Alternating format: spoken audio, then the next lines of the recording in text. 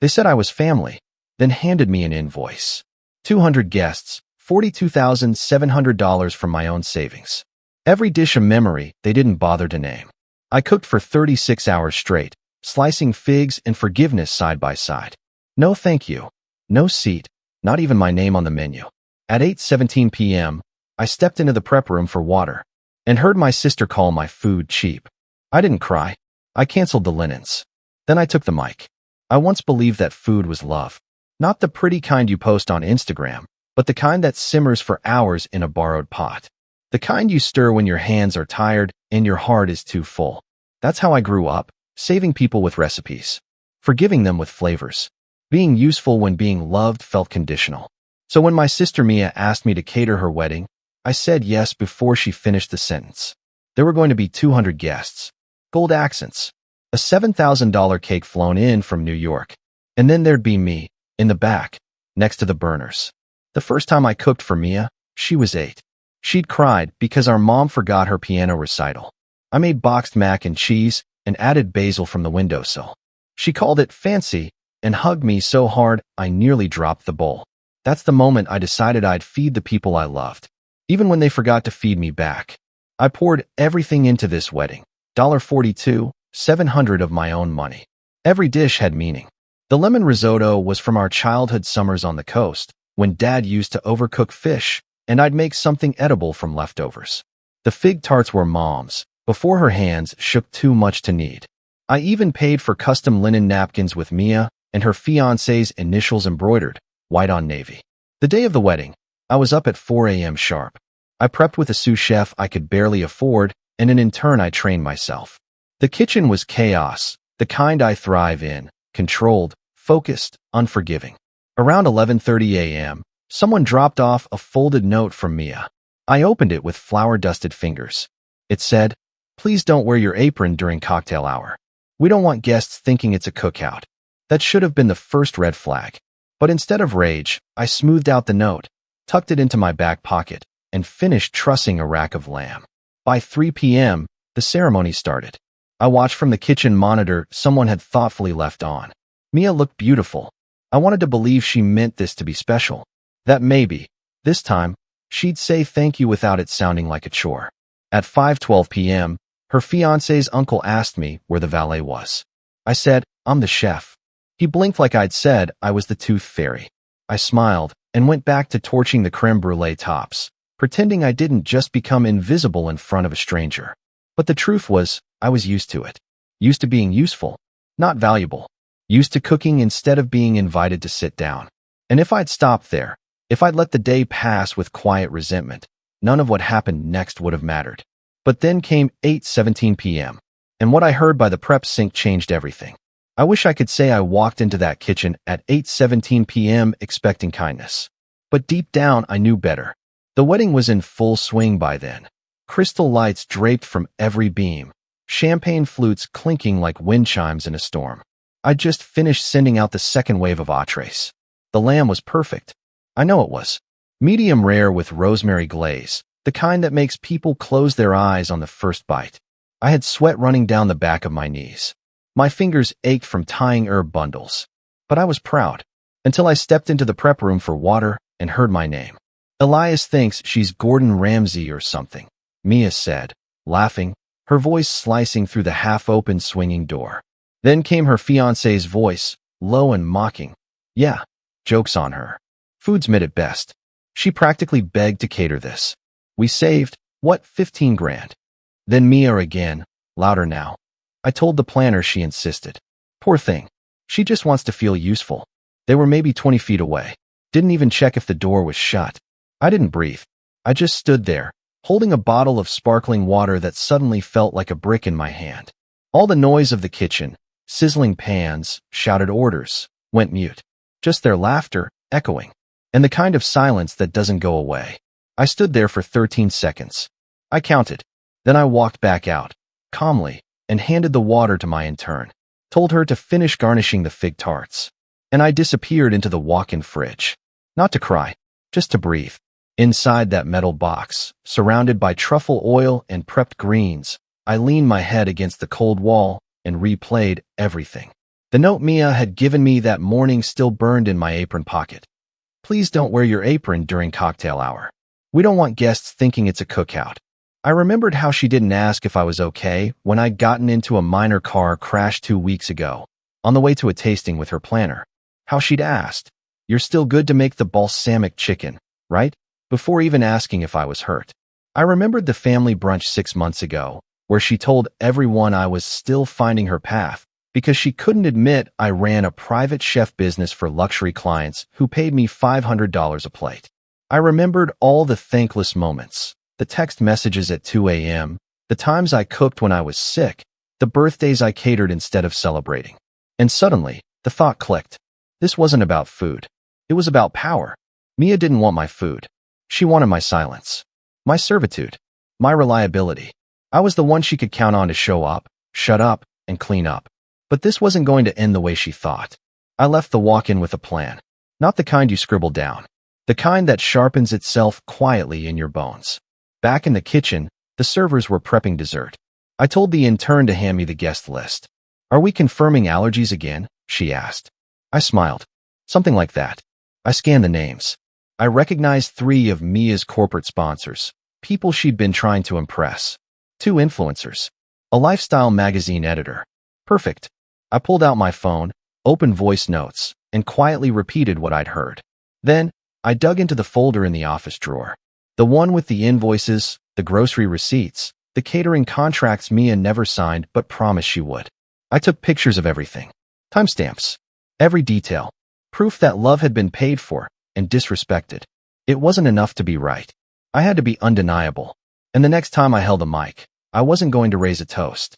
I was going to raise the truth. I didn't speak for the next 20 minutes. Not to my intern. Not to the server who asked where the clean champagne flutes were. Not to the woman in lilac who poked her head in to say, "The food's okay, but the portions are a bit small." I just moved. Fast. Focused. Cold. Because if they were going to call my food cheap, then they were going to learn what expensive silence feels like. Mia thought she was smart. She thought smiling for the camera would erase everything she said behind the prep room door. But she didn't know I'd been documenting everything for months. I had texts. "You'll do this for me, right?" Voice memos. "Don't send me an invoice. Just make it beautiful." I even had Venmo requests she declined with comments like, "LOL, love you. Thanks, chef." I scrolled through them now, one by one, heart pounding. I knew how this world worked. If I stood up to her without proof, I'd be the bitter older sister who overreacted, the one who ruined her own sister's big day. But if I stood up with evidence, then I'd be the girl who burned the illusion to the ground, and everyone would see the fire was always there. I transferred the files to a locked album, backed it up in the cloud, double-checked the recording from earlier. 23 seconds, clear audio, both their voices. Timestamped. Good. At 8:42 p.m., the best man was finishing his toast. People laughed. Glasses clinked. I watched from the kitchen monitor, arms folded, face blank. The camera panned briefly to Mia, smiling, glowing, everything she ever wanted. I texted the event coordinator. "Please call me to the mic when desserts are served. I'd like to say a few words as the caterer." 3 minutes later, she responded. "Of course. Mia will love that." No, she wouldn't.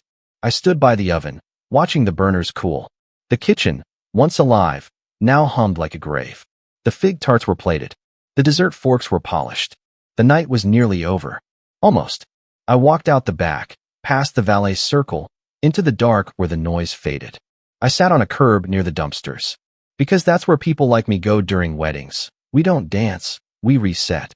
I looked at the ballroom windows glowing in the distance. And then my phone buzzed. The event coordinator. "You're up next." I stood slowly. No apron. No chef's coat. Just me. I walked through the corridor toward the ballroom, heels echoing louder with every step. I passed guests with cake in their mouths, champagne in their hands, fake smiles on their faces. I passed my father, who didn't even recognize me out of the kitchen.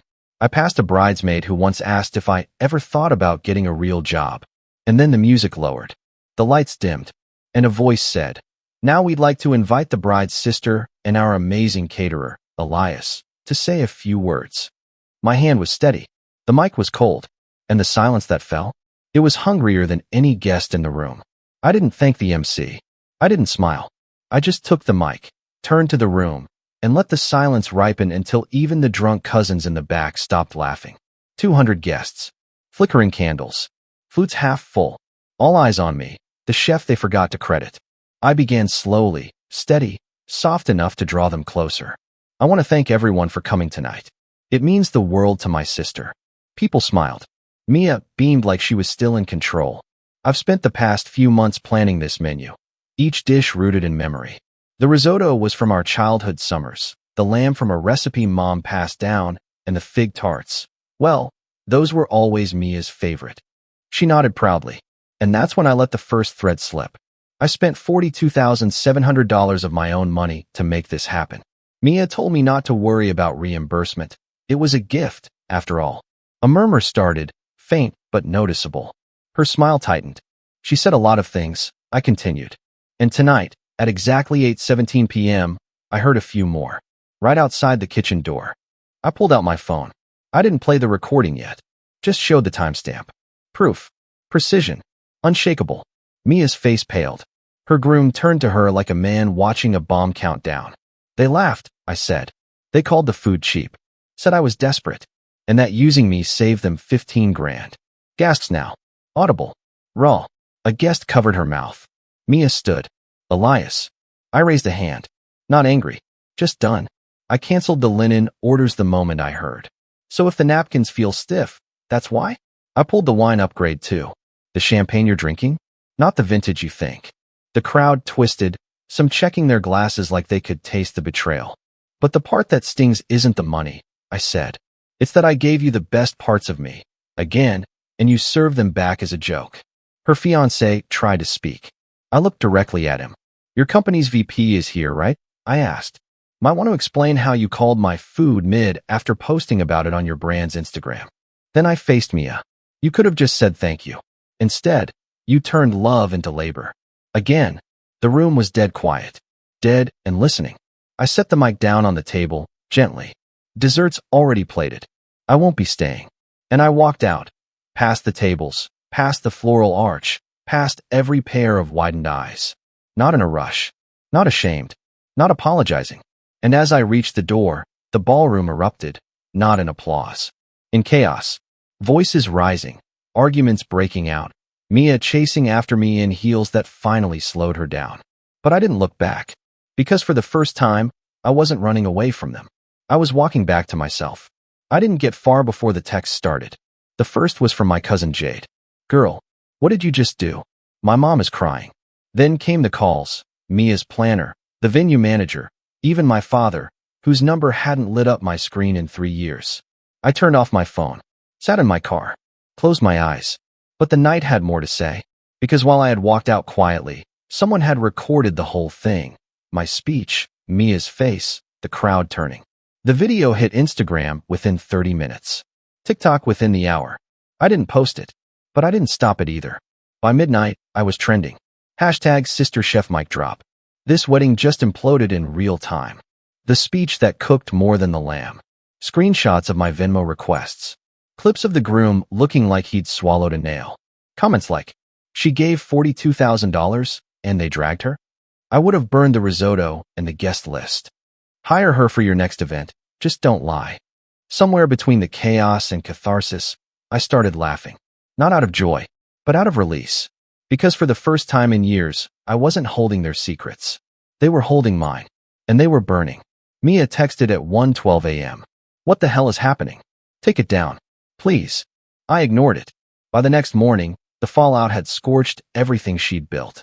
The wedding photos she rushed to post were flooded with comments about using your sister as a servant.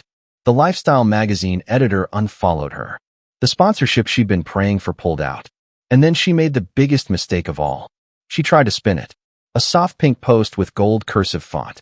Family is messy, but love is louder.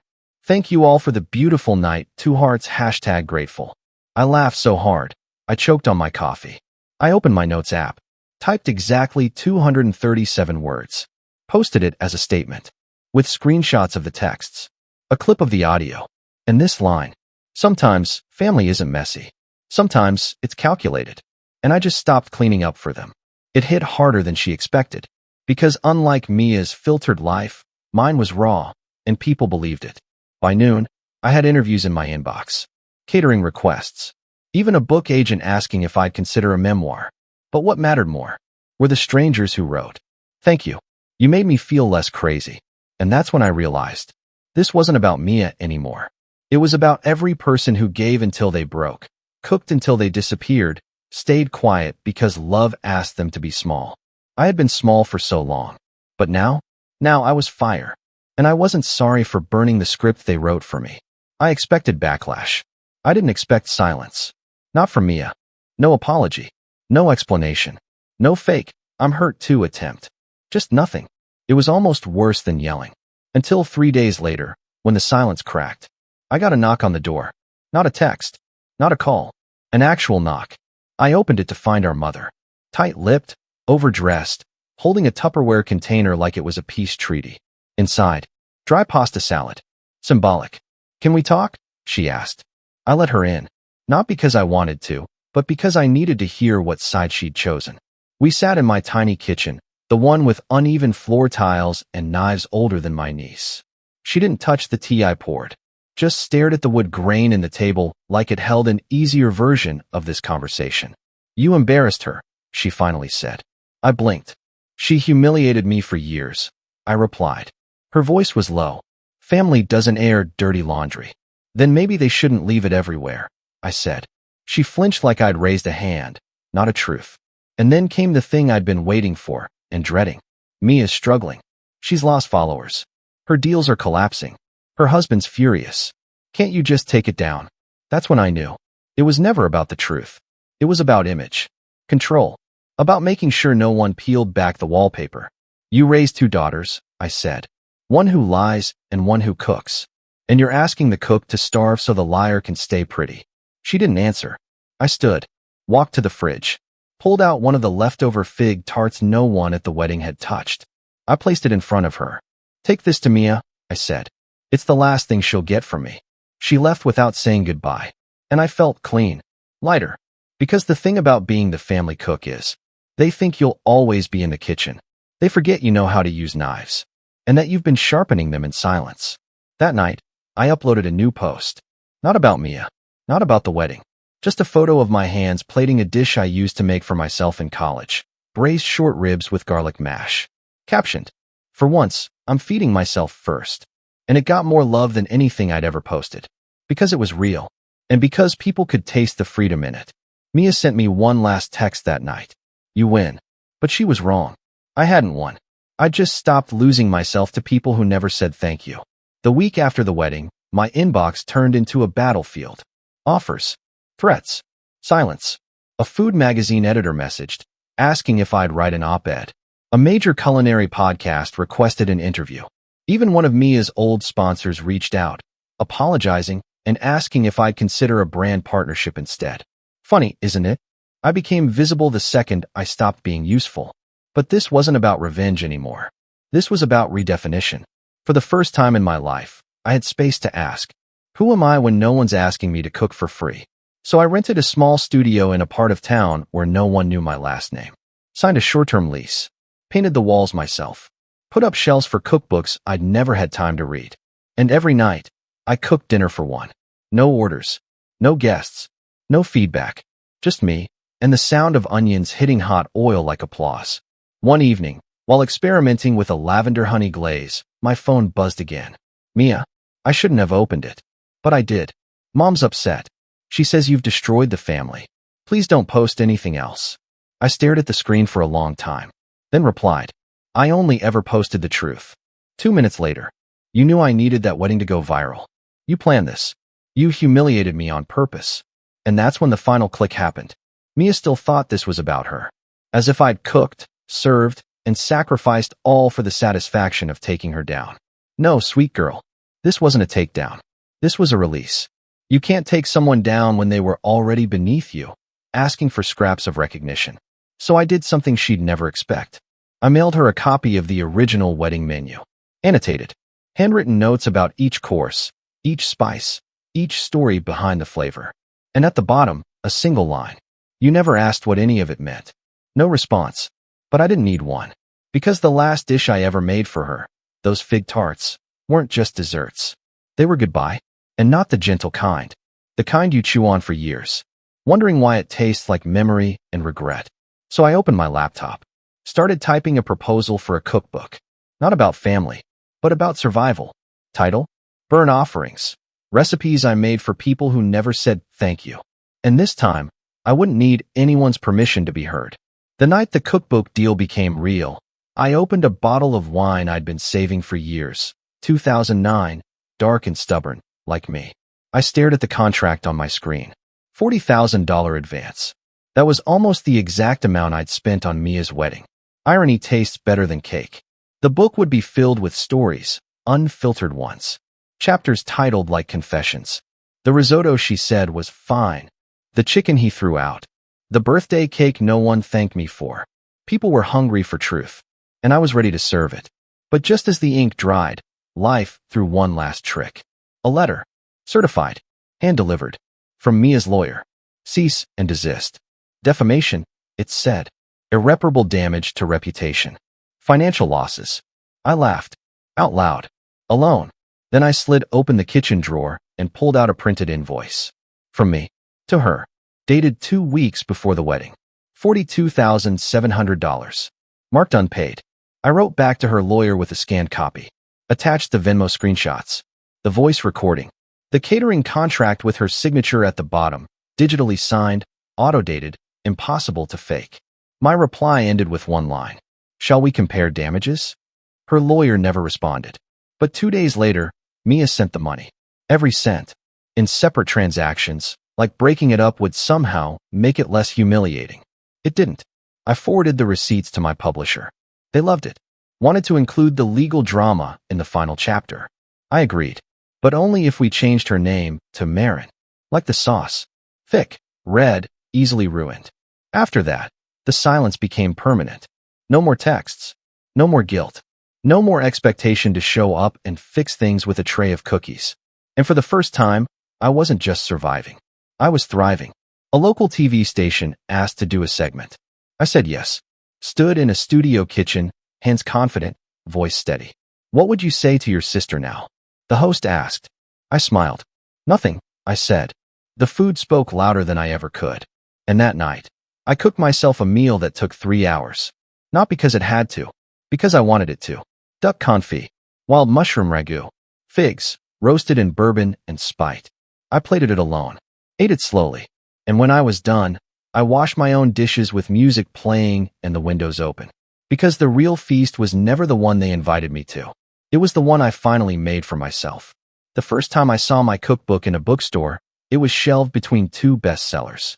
Burnt Offerings, matte black cover, my name in clean white type. No family photos. No smiling faces. Just a single image. A fig split open. Raw. Brutal. Real. I stood there, frozen, while a stranger picked it up and flipped to a chapter called The Meal That Ended a Bloodline. She laughed, then whispered to her friend, "This one's savage. I love it." And I felt something stir in my chest that I hadn't felt in years. Pride. Not borrowed, not conditional. Mine. Weeks passed. The book hit a niche nerve. Sold out in indie shops. Was reposted by food critics. Even made it to a celebrity's monthly obsession list. And then came the dinner invitation. Not from Mia. From my father. The subject line read, "Family dinner. Peace." I stared at it for a full minute. Then longer.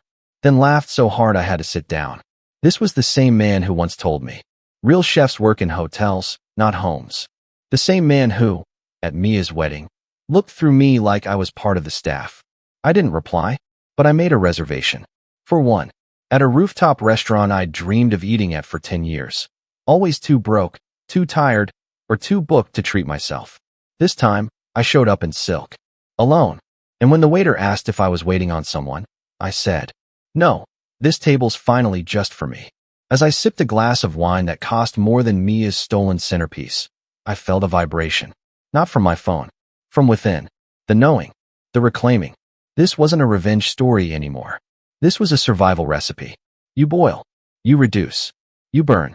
And then you season your scars until they taste like strength. Across the city, Mia posted a story. A selfie. Captioned, "Taking a break from the internet." Need to heal. I didn't watch it, because I didn't need her narrative anymore. Mine was enough. And later that night, when the city went quiet and the kitchen lights turned low, I sat down at my own counter, with a bowl of soup made just for me, and whispered, not to anyone, just into the warmth. I forgive you. Not for her. For me. Because I was done carrying their hunger. My plate was full now, and no one else got to touch it. The night before my book tour launched, I walked through my old neighborhood. Same cracked sidewalks. Same corner deli where I once bought stale bread and told myself it was rustic. Same bakery Mia used to pretend was ours when her influencer friends came to town. But everything felt different now. Because I was different now. I had taken every insult, every invisible dinner, every just bring dessert, and turned it into pages, into truth, into something they couldn't delete with a phone call. At the first book signing, a girl, barely 20, walked up to me with tears in her eyes. She held her copy of Burnt Offerings like it was sacred. My mom made me cook every holiday since I was 13, she said. And no one ever said thank you. They just called me bossy. I nodded. You're not bossy, I told her. You were running a kitchen. They just didn't like seeing you lead. She smiled, cried harder, then whispered, you helped me leave. And I realized something right then. This wasn't about Mia. It was never about Mia. It was about all of us, the ones who made things beautiful, and were punished for it. The ones who gave until their hands ached, and were still told they didn't give enough. After the signing, I got a message. Unknown number. But I recognized the tone. I read the book. I didn't know it felt like that. I'm sorry. No name. No return number. Just those 2 sentences. And still, I knew it was her. Mia. I stared at the screen for a while. Then typed. Thank you. I forgive you. But I won't forget. And didn't hit send. Because I didn't need to. Closure isn't a door someone else closes. It's a dish you clear from the table, carry to the sink, and never set again. The next day, I stood on stage in front of 300 people. Read from the chapter that started it all. The fig tarts. The speech. The betrayal. The fire. When I finished, they stood. Not out of politeness, but because something in them had burned too. And as the lights dimmed, I said the final line of the book, slowly, clearly, so it couldn't be mistaken. They called it ungrateful. I called it the recipe for freedom. And the room went silent. Like a kitchen at midnight. After every guest has gone. And only the soul remains. Full. Fed. And finally home.